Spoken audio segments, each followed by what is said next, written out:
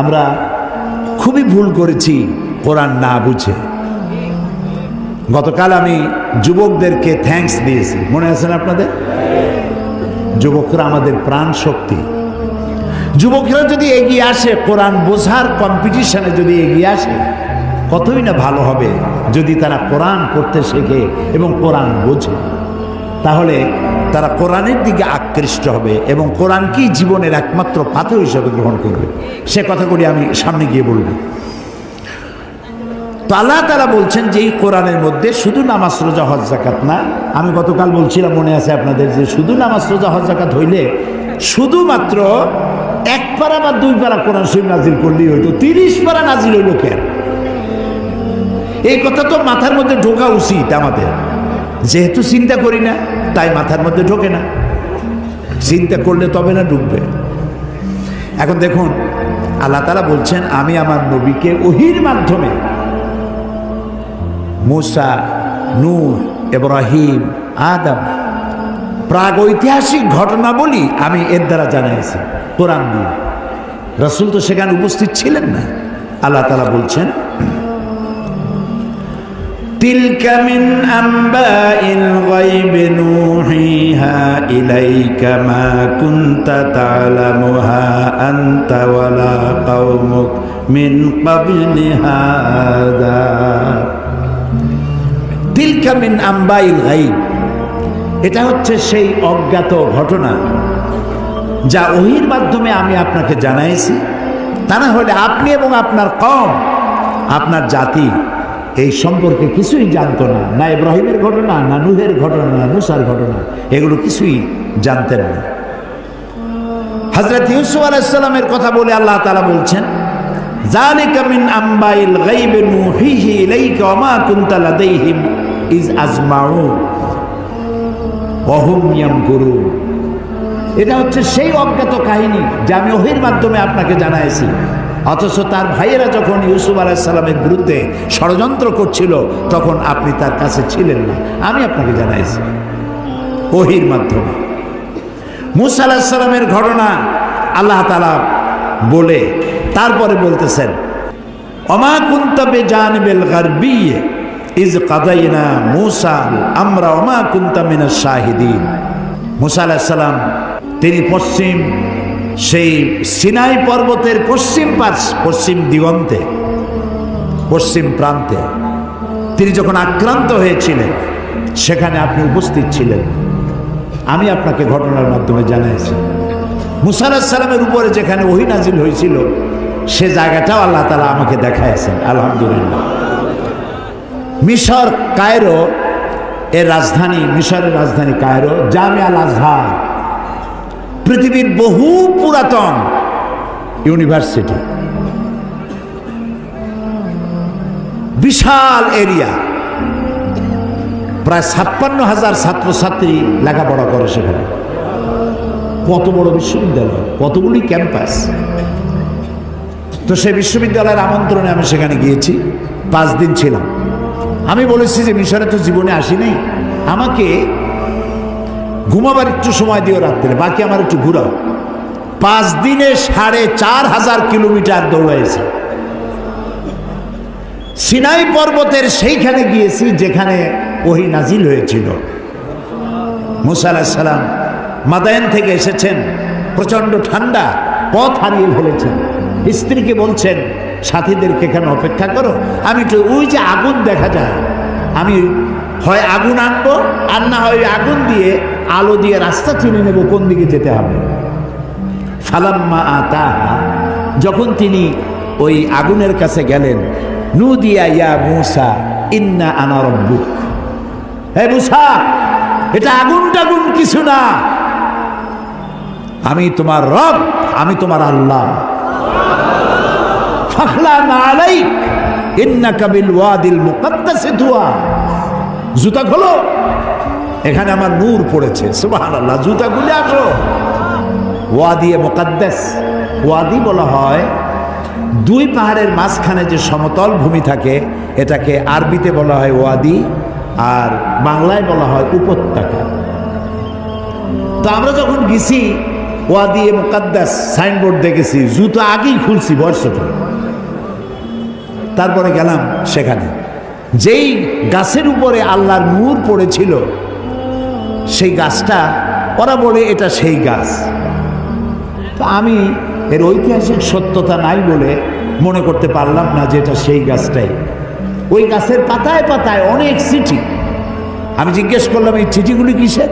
বললো যে ইহুদিরা আসে, খ্রিস্টানরা আসে, মুসলমানও আসে, আল্লাহর কাছে চিঠি লিখে ওখানে ধুয়ে যায়। এই খাই খেয়ে কাম না পাইলে করবে কি? তো এটা আমার বলার উদ্দেশ্য ছিল না। আমার বলার উদ্দেশ্য ছিল যে আল্লাহ তাআলা দেখাইছেন বহু কিছু, এমনকি মুসা আলাইহিস সালাম রে এত জ্বালা দিল যে ওই ফেরাউনকেও দেখে আসছে, এখনো দাঁত ছিটকে পড়ে আছে। আল্লাহ তাআলা তাকে রেখে দিয়েছেন। আল্লাহ বলছেন তোরে মাটিতেও খাবে না, পানিতেও নষ্ট করবে না, পোকামাকড়ও নষ্ট করবে না, তোরে আমি শুটকি বানায় রাখবো কিয়ামত পর্যন্ত। তোর মতো ফেরাউন যারা হবে তোরে দেখে যেন তারা উপদেশ নিতে পারে। আল্লাহ তাআলা এটারও দেখাইছেন, পিরামিডও দেখাইছেন। অনেক নবীর কবরও আল্লাহ জিয়ারত করার সুযোগ। ইমাম শাফি রহমতুল্লাহ আলাইহি, মৌলানা জালালউদ্দিন সৈয়দী রহমতুল্লাহ আলাইহি, ইমাম ওয়াকি, ইমাম বদরুদ্দিন আইনি রাহিমাহুমুল্লাহ, হযরত সালেহ আলাইহিস সালাম, হারুন আলাইহিস সালাম, নবী দানিয়েল আলাইহিস সালাম, হযরত আবী দারদা রাদিয়াল্লাহু তাআলা আনহু, আমর ইবনুল আস রাদিয়াল্লাহু তাআলা আনহু, এদের কবর জিয়ারতের আল্লাহ তাআলা তৌফিক দিয়েছেন। আমর ইবনুল আসের যে মসজিদ দেখলাম মিশরে, সেই মসজিদে লাইলাতুল কদরে 5 লক্ষ লোক নামাজ পড়ে।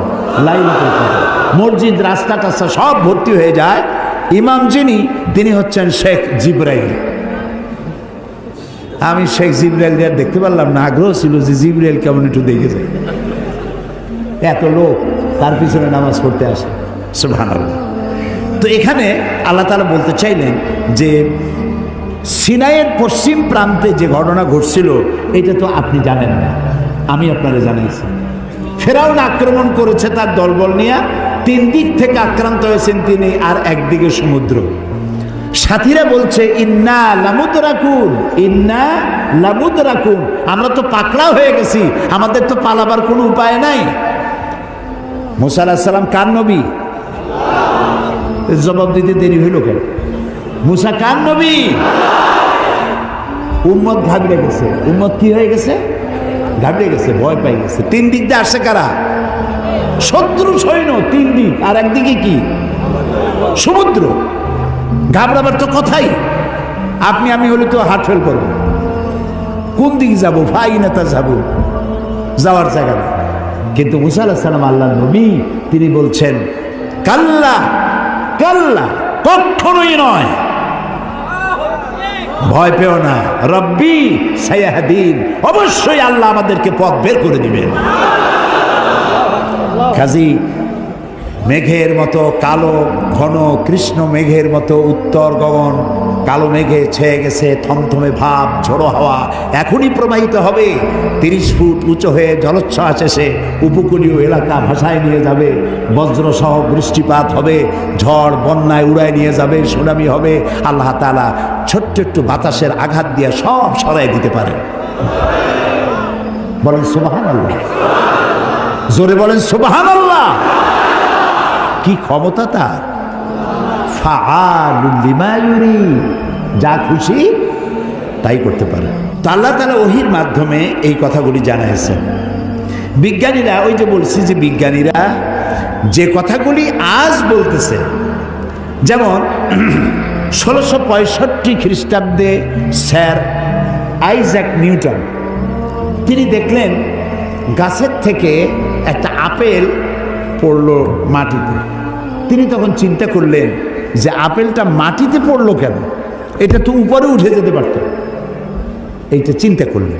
চিন্তা করে করে 1665 খ্রিস্টাব্দে তিনি মাধ্যাকর্ষণ শক্তি, ল অফ গ্র্যাভিটেশন, এটা আবিষ্কার করলেন।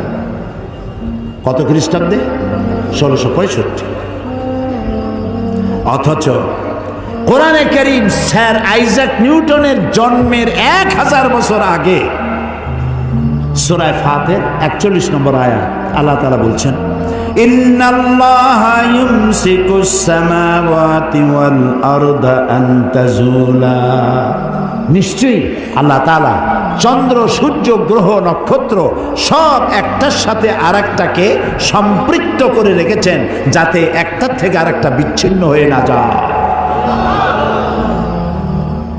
এটাই হচ্ছে ল অফ গ্র্যাভিটেশন।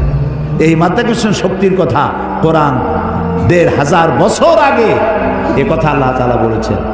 তো দুর্ভাগ্য, কোরআন বুঝি না, কোরআন শুধু সবের নিয়তে পড়ি। একবার সূরা ইয়াসিন পড়লে 10 খতম কোরআন শরীফ এর সব। এই যদি হয় তাহলে গোটা কোরআন শরীফ পড়ার আমার দরকারটা কি? খালি সূরা ইয়াসিন পড়লেই তো হলো। 3 বার সূরা ইখলাস পড়লে 1 খতম কোরআন শরীফের সব। তাহলে কোরআন পড়বি কেন মানুষ? আহারে মানুষ, আহারে কপাল পড়া মানুষ। এখন চন্দ্র, সূর্য, গোটা সৌরজগৎ সব ঘুরছে। এটা কোপার্নিকাস, গ্যালিলিও, নিউটন, আইনস্টাইন ওনারা আবিষ্কার করেছেন যে সব কিছু ঘুরছে। এটা বলতেছেন ওনারা এই কয়েকশো বছর আগে। অথচ ১৫০০ বছর আগে আল্লাহ তাআলা কোনটা ঘোরে? চন্দ্র ঘোরে না সূর্য ঘোরে না দুনিয়া ঘোরে? কে ঘোরে? একথা সূরা ইয়াসিনে আল্লাহ তাআলা তার নবীর কাছে বলে দিয়েছেন। লাশ-শামসু ইয়ানবাগি লাহা আন তুদরিকাল কামারা ওয়ালাল লাইলু সাবিকুন নাহার ওয়া কুল্লুন ফি ফালাকিন ইয়াসবাহুন। প্রবল জ্ঞানী হইবে যাহারা, আপন মনেতে বুঝিবে তাহারা। রাত্রি পারে না আগে যাইবার, দিনের স্থান করে অধিকার। যার যে স্থান বহাল রাখিয়া ভ্রমণ করেছে খোদাকে ডরিয়া। শুধু পৃথিবী করে না, আল্লাহ তাআলা বলছেন ওয়া কুল্লুন ফি ফালাকি ইয়াসবাহুন। যা কিছু আছে মহাশূন্যে, এই পৃথিবীটাও মহাশূন্যে। পৃথিবীটা কোথায়? মহাশূন্যের উপর ভাসমান। তো মহাশূন্যে অকুল্লু ফি ফালাকি ইয়াসবাহুন, মহাশূন্যে যা কিছু আছে সব ঘুরতেছে আর ঘুরছে। Activities life, inactivities death. যতদিন ঘুরবে ততদিন সব ঠিক থাকবে। আর যেদিন এই ঘূর্ণায়মানের এই চক্রের আবর্তন বন্ধ হয়ে গিয়ে যখন ঘোরা বন্ধ হবে, তখন একটা প্রচণ্ড আঘাতের মাধ্যমে, প্রলয়ঙ্করী আঘাতের মাধ্যমে দুনিয়ায় কিয়ামত অনুষ্ঠিত হয়ে যাবে। তো আল্লাহ তাআলা কোরআনে কারিমে এই কথাগুলি অনেক আগে বলে রেখেছেন। The universe and doctor Einstein গ্রন্থে তারা বলেছেন যে সূর্য ধীরে ধীরে এর আলো কমে যাবে, আলো থাকবে না, আর তারাগুলো পোড়া কয়লার মতো হয়ে যাবে। কারা বলতেছে? বিজ্ঞানীরা বলছে। কোরআন ওরা আজকে যেটা বলল, কোরআন বলেছে অনেক আগে। কি বলেছে? ইয়াসআলু আইয়ানা ইয়াউমুল কিয়ামাতি ফাইযা বারিকাল বাসারু ওয়া খাসাফাল কামারু ওয়া জুমিআশ শামসু ওয়াল কামার। আল্লাহ তাআলা বলছেন এরা রাসূলকে জিজ্ঞেস করে কিয়ামত কবে হবে। আল্লাহ তাআলা বলছেন জবাব দিয়ে দেন, কিয়ামত হবে যে সময় চন্দ্র আলো হারিয়ে ফেলবে, সূর্য আলো হারিয়ে ফেলবে, আর চাঁদ আর সূর্য এগুলি সব একাকার হয়ে যাবে। তাহলে এই কথাগুলি বিজ্ঞান আবিষ্কার করার অনেক আগে কোরআন এসব কথা বলে রেখেছে। প্রকৃতির নিয়মে একদিন সব লণ্ডভণ্ড হয়ে যাবে। কুল্লু মান আলাইহা ফান। আল্লাহ তাআলা বলেছেন সব ধ্বংস হবে, কিচ্ছু থাকবে না আল্লাহ ছাড়া। কে ছাড়া? আল্লাহ ছাড়া কেউ থাকবে না, কিচ্ছু থাকবে না। এ কথা বিজ্ঞান জানার আগে আল্লাহ তাআলা কোরআন শরীফে বলে রেখেছেন। এই যে মাত্র 100 বছর পর্যন্ত, গত 100 বছরের আগ পর্যন্ত পৃথিবীর মানুষের ধারণা ছিল যে চাঁদ নিজে আলো দেয়, চাঁদ নিজে আলো দেয়।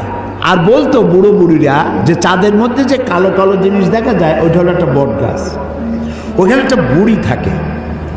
তো ছোটবেলায় চিন্তা করতে আমার বুড়ি অনেক করে, তো বলতো যে বুড়ি ওইখানে সুতা কাটে।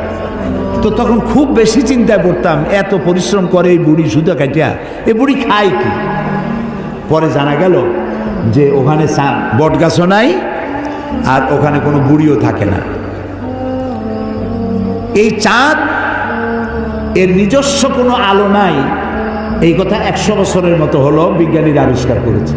কিন্তু আল্লাহ তাআলা বলে রেখেছেন 1400 বছর আগে। সুবহানাল্লাহ। আল্লাহ তাআলা সূর্যকে বলেছেন, খুব লক্ষ্য করুন, সূর্যের আরবি হচ্ছে শামসুন, সেরাজুন, ওয়াহাজুন, দিয়াউন, এগুলি সূর্যকে বলা হয়েছে। এর অর্থ কি? সূর্যকে বলা হয়েছে আলো, আলো উৎপাদনকারী, উত্তাপ সৃষ্টিকারী, আলো বিকিরণকারী, উত্তপ্ত, উজ্জ্বল, প্রজ্জ্বল, আলো বিকিরণকারী, এটা হলো সূর্য। আর চাঁদ সম্পর্কে কি বলছে লক্ষ্য করুন। আলাম তারা কাইফা খালাকাল্লাহু সাবআ সামাওয়াতিন তিবাকা وجعل القمر فيهن نورا وجعل الشمس سراجا। মহাপবিত্র সেই মহান সত্তা আল্লাহ রাব্বুল আলামিন, যিনি 7 আসমান সৃষ্টি করেছেন। ওয়াজআলাল কামারা ফীহিন্না নূরান, আর যিনি চাঁদ সৃষ্টি করে তার মধ্যে আলো দিয়েছেন। ওয়াজআলাশ শামসা সিরাজা, আর সূর্যকে করেছেন উজ্জ্বল আলো সৃষ্টিকারী। দেখো সূর্যকে বলা হলো শামসুন, উত্তপ্ত আলো, উত্তাপ সৃষ্টি করে যেটা, সেটার নাম শামসুন, সিরাজুন, ওয়াহাজুন, দিয়াউ। আর চাঁদের কথা বলতে কি আল্লাহ তাআলা বলেছেন কামারা মুনিরা। চাঁদের আরবি হলো কামার, আর মুনিরা মানে আলোক প্রাপ্ত। চাঁদের নিজের কোনো আলো নাই, আলো প্রাপ্ত হয়ে সেই আলো সে বিকিরণ করে। এই কথা কোরআন শরীফে আল্লাহ তাআলা 1400 বছর আগে বলে দিয়েছেন। সুবহানাল্লাহ। এরপরে আপনারা দেখুন, এই যে উদ্ভিদ, গাছপালা, গাছ আমাদের জীবনের শত্রু নাকি? গাছ আমাদের কি? কাজে যেখানে পান সমানে কাটে। মানুষ সমানে গাছ কাটে, কিন্তু যে পরিমাণ কাটে সে পরিমাণ গাছ তারা লাগায় না। এই গাছ সম্পর্কে, গাছ আমাদের যে বন্ধু, গাছটা আল্লাহ রাব্বুল আলামিন আমাদের জন্য নিয়ামত হিসেবে দিয়েছেন। এটার কাজ হচ্ছে কি? আল্লাহ তাআলা বলছেন ওয়াল আরদা বা'দা যালিকা দাহাহা আখরাজা মিনহা মাহা ওয়া মারআহা। এই উদ্ভিদগুলো, এর থেকে তরুলতা, উদ্ভিদ তরুলতা, এর থেকে বায়ু নির্গত হয় এবং তিনি এই দিয়ে জমিনকে সুন্দর করে প্রতিষ্ঠিত করেছেন। এবং এই গাছপালা তোমাদের জন্য এবং তোমাদের পশুর জন্য, তোমাদের জন্য অত্যন্ত বিরাট সম্পদ। তার মানে মানুষ, আমরা যে বাতাস থেকে অক্সিজেন নেই, যখন আমরা অক্সিজেনটা নিয়ে যখন ছেড়ে দেই, তখন যেটা ছাড়ি ওইটাকে বলা হয় carbon die oxide. Carbon die oxide হচ্ছে বিষ। এই যে আপনারা এখানে হাজার হাজার মানুষ বসে আছেন, আপনারা প্রত্যেকেই বাতাস থেকে অক্সিজেন নিচ্ছেন, আর যেটা ছাড়তেছেন সেটা বিষ। এই বিষটাকে পরিশুদ্ধ করার মতো কোনো ফ্যাক্টরি পৃথিবীর কাছে নাই।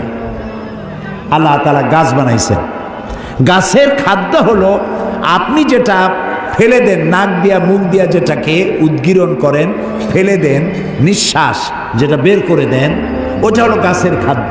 আর প্রতি মুহূর্তে সূর্যের উত্তাপ আর গাছের সবুজ রং দুটিতে মিলে এক প্রকারের রন্ধন ক্রিয়া হয়, আর ওর মধ্য দিয়ে কার্বন ডাই অক্সাইডকে প্রতি মুহূর্তে আল্লাহ রাব্বুল আলামিন অক্সিজেন বানাইয়া গাছের ভিতর থেকে বের করে দেয়। সুবহানাল্লাহি বিহামদিহি। এই মানুষের সৃষ্টির জন্য আল্লাহ তাআলা বলেছেন খালাকালাকুম মা ফিল আরদি জামিআ। এই পৃথিবীতে যা বানাইছি সব তোমার জন্য। সুবহানাল্লাহ। বিজ্ঞানীরা বলেছেন পাহাড়ের অত্যুচ্চ শিখর থেকে শুরু করে আটলান্টিক মহাসাগরের অতল তলদেশ পর্যন্ত যেখানে যা কিছু আছে সবগুলি মানব সেবায় নিয়োজিত। সব মানুষের খেদমতের জন্য আল্লাহ বানিয়েছে। এখন প্রশ্ন উঠতে পারে, সব মানুষের খেদমতে বুঝলাম, কিন্তু মশা দিয়া কি খেদমত হয়? মশার কামড়ে চোটে বাড়ি থাকতে পারি না, এ প্রশ্ন উঠতে পারে কিনা? উঠতেই পারে। আল্লাহ যদি সবই মানুষের কল্যাণে বানায়, তে মশা বানাইছি কি কামে? আপনি বোঝেন না, বোঝেন না। একটা মশা, একে সহজে মারাও যায় না। ওকে বহু কায়দা করে হাতটা আস্তে নিয়ে যেইটা মারবেন তার আগেই সে উড়ে চলে যাবে, খুব চালাক। এই মশা কি জন্য বানাইছেন আল্লাহ? এখন দেখেন, এই মশা মারার জন্য কত company, Mortein, aerosol, ICI company, মশারি, কত রকমের ওষুধ আর মশারি, এগুলো বানাবার পেছনে লক্ষ লক্ষ শ্রমিক কাজ করে, আর লক্ষ লক্ষ মানুষের পেটের ভাত জোটে। আপনি তো বুঝবেন না কোনটার মধ্যে কি জিনিস আছে, আল্লাহ বানাইছে কেন? তোমার মাথায় তো কুলাবে না। মশা আছে বলেই তো মশারি, মশা আছে বলেই তো মর্টিন বিক্রি হয় জম্মের মতো। এখন চিন্তা হইতো, তাহলে সাপ বানাইছে কেন? সাপ বানাইছে কেন তা জানুন না তো? সাপের চামড়া দিয়া, সাপের চামড়ার মেলা দাম, এ দিয়ে ভ্যানিটি ব্যাগ তৈরি হয়, মহিলারা ব্যবহার করে, খুব দামি। আর সাপের বিষ, এটা দিয়ে ঔষধ তৈরি হয়। সব থেকে বিষাক্ত সাপ যেটা, যেই সাপের বিষ ব্লাড টাচ করার সাথে সাথে মানুষ মারা যায়, এই ধরনের মারাত্মক আফ্রিকান কোবরা, সেই সাপের বিষ দিয়ে মানুষের জীবন রক্ষাকারী লাইফ সেভিং মেডিসিন তৈরি হয়। সুবহানাল্লাহ। মরবে ঠিক, মানুষ মরবে ঠিক, কিন্তু মরার আগেও কথা বলে মরবে, এরকম ওষুধ সাপের বিষ দিয়ে তৈরি হয়। সুবহানাল্লাহ, সুবহানাল্লাহ। আমরা আল্লাহ তাআলার সৃষ্টি সম্পর্কে গবেষণা করলেই বুঝতে পারবো। আর চিন্তা ভাবনা না করলে, খালি যদি খায়, জম্মের খাওয়া খাইয়া পেট একটা তরমুজের সাইজ বানায় খালি, কিন্তু চিন্তা করে না খাইলাম কি। প্রিয় ভাই সব, এরপরে আল্লাহ তাআলা এই কোরআন শরীফের মধ্যে বলেছেন, আমি তোমাদেরকে পানি দিয়েছি। কি দিয়েছি বলেন না? পানি। জীবনের জন্য পানি সব থেকে বেশি প্রয়োজন। জীবনের জন্য সব থেকে বেশি প্রয়োজন কি? পানি।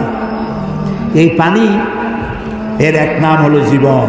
পানির এক নাম, এই পানি যদি বগুড়ায় 10 ফিট উঁচু হয়ে আসে, নাম হবে কি? মরণ। একটু আগেই জীবন, পর মুহূর্তে মরণ।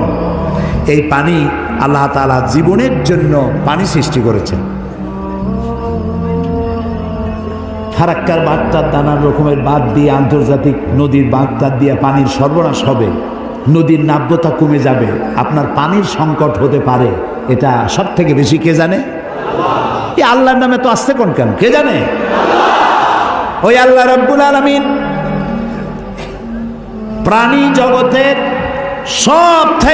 সবচাইতে বেশি প্রয়োজনীয় যেই জিনিসটি পানি, সেই পানির জন্য আল্লাহ রাব্বুল আলামিন একটি মহাদেশ, যেটা শুধু পানির পাহাড়, অর্থাৎ বরফের পাহাড় দিয়ে ঘেরা একটা মহাদেশ, মানুষ নাই, জন নাই, মহাদেশটা শুধু পানির বরফের পাহাড় দিয়ে আল্লাহ বানায় রাখছেন।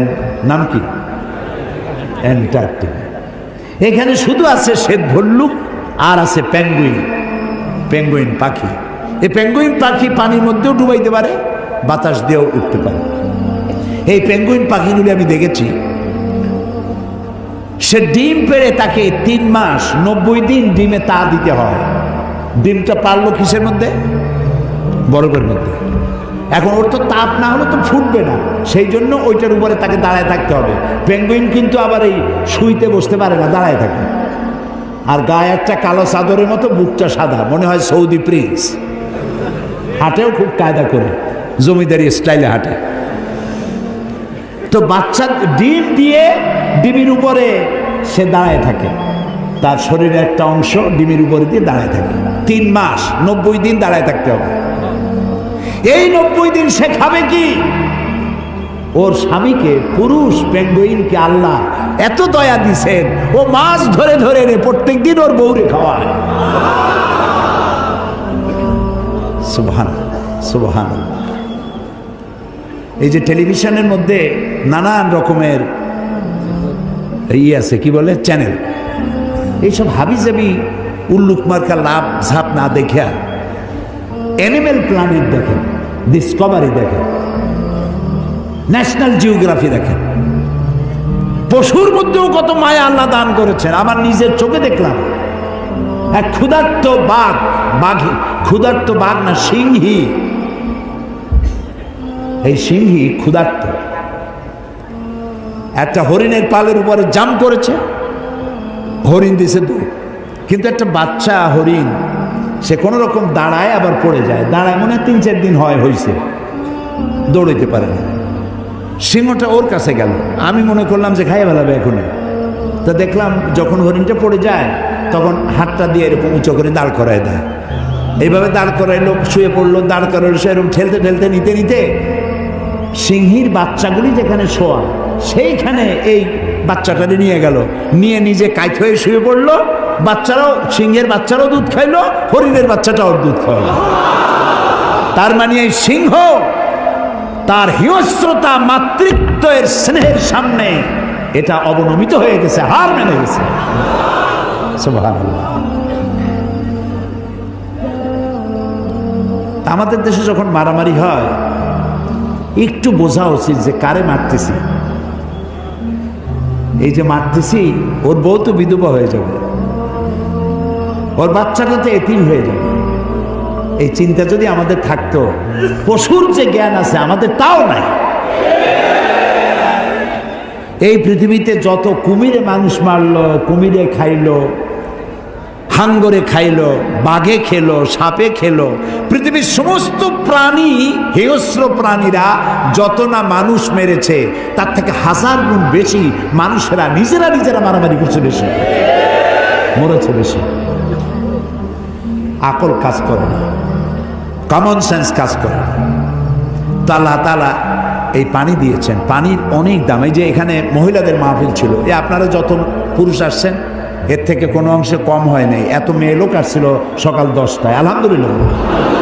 আমি বগুড়ার সমস্ত মা বোনদেরকে আমার অন্তরের অন্তঃস্থল থেকে ধন্যবাদ জানাই। তারা বহু প্রশ্ন আমাকে করেছেন, এক গাদা প্রশ্ন, সব প্রশ্নের জবাব দিতে গেলে হয়তো রাত এই পর্যন্ত হয়ে যেত। এত প্রশ্ন করছে, খাইয়া না খাইয়া যদ্দূর পারছি জবাব দিছি। তার মধ্যে একটা প্রশ্ন ছিল পানির ব্যাপারে, পানি অপচয় করা যাবে কিনা। আমি বলেছি আমি তো জবাব আন্দাজে দেই না, আমি আলহামদুলিল্লাহ, আল্লাহ শকর, আপনারা যারা এখানে আলেম বসে আছেন আমি আপনাদের পর্যায়ে পড়ি না, আমি খুবই ছোট মানুষ, তালেবে ইলম মানুষ। আমি যেটুক পড়েছি সেটুক বলি, না পড়িয়া না দেখা আন্দাজে গপ্প করি না। তো আমি হাদিসে পড়েছি, সাহাবায়ে কেরাম প্রশ্ন করেছেন রসুলের কাছে, আমরা উজু করতে গেলে রসুল বলেছেন পানি অপচয় করবা না। সাহাবী একজন প্রশ্ন করলেন যে উজু করতে গিয়ে একটু বেশি পানি খরচ হলে তাতে কোনো অসুবিধা আছে? রসুল জবাব দিলেন, তুমি যদি প্রবাহিত নদীর কিনারে দাঁড়াইয়া উজু করো পানির অপচয় করতে পারবা না। সুবহানাল্লাহ বলবেন না?